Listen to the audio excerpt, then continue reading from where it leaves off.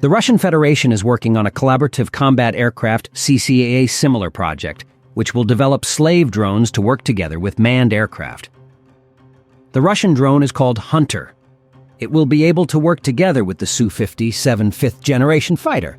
Russian officials say that deliveries of the Su-57 began last year. By the end of next year, there will be 22 aircraft in service, and by 2027, production of fighters with sixth-generation engines will be launched.